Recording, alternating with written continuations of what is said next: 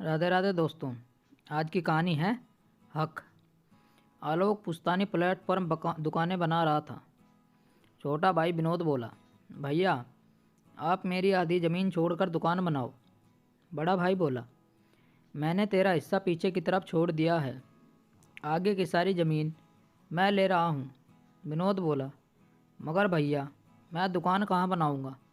आलोक बोला, तुझे दुकान की क्या ज़रूरत है, और बनाना ही चाहते हो तो पीछे बना लेना, उधर भी तो रास्ता है।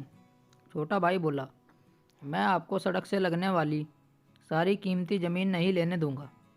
आलोक बोला, यह ज़मीन मेरी ही है, यह इसके कागज़ है, देख लो, तुम्हारा हिस्सा पीछे की तरफ है, इसमें तुम्हारे भी दस्तखत हैं। ज़मीन के कागज़ देखने के बाद विनोद चुप हो गया।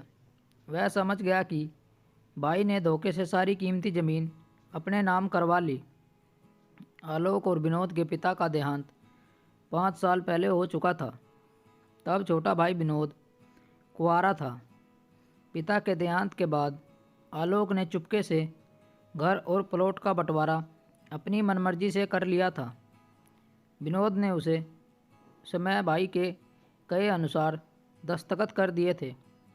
घर के बंटवारे में कोई समस्या नहीं थी, समस्या प्लॉट के बंटवारे में थी, क्योंकि प्लॉट के दोनों ओर रास्ते थे। एक तरफ मुख्य सड़क थी और दूसरी तरफ आम रास्ता।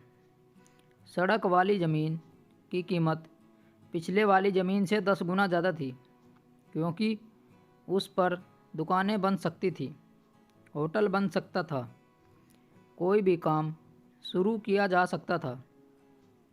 देखते ही देखते आलोक ने सड़क पर कई दुकानें बना ली और उन्हें किराए पर दे दिया। विनोद अंदर ही अंदर भुन रहा था। उसकी आत्मा भाई को बद्दुआ दे रही थी।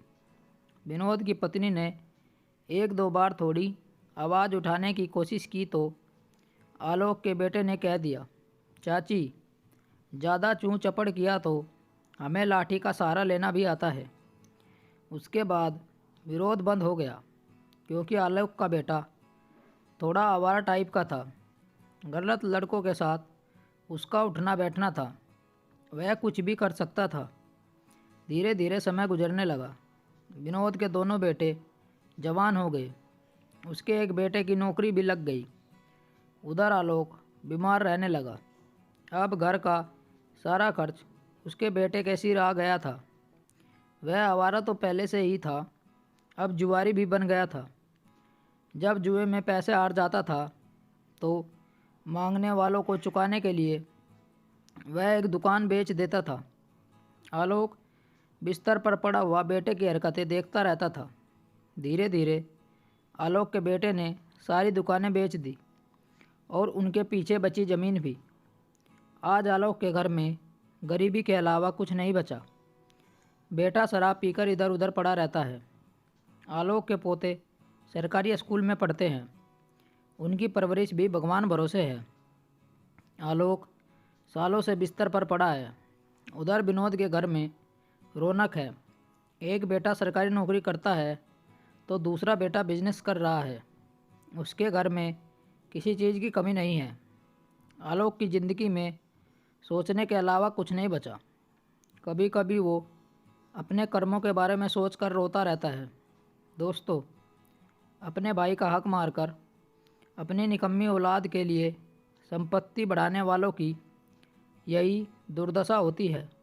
इतना ही नहीं, उसकी कई पीढ़ियाँ इसका दंड भोगती है, क्योंकि भगवान के घर देर है अंधेर नहीं।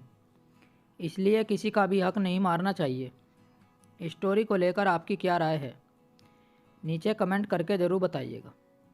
ऐसी ही और बेहतरीन कहानियों के लिए हमारे चैनल को ज़रूर सब्सक्राइब करिएगा। मिलते हैं आपसे एक और नई कहानी के साथ। तब तक जुड़े रहिए हमारे चैनल के साथ। कहानी सुनने के लिए आप लोगों का बहुत बहुत धन्यवाद। राम राम दोस्तों।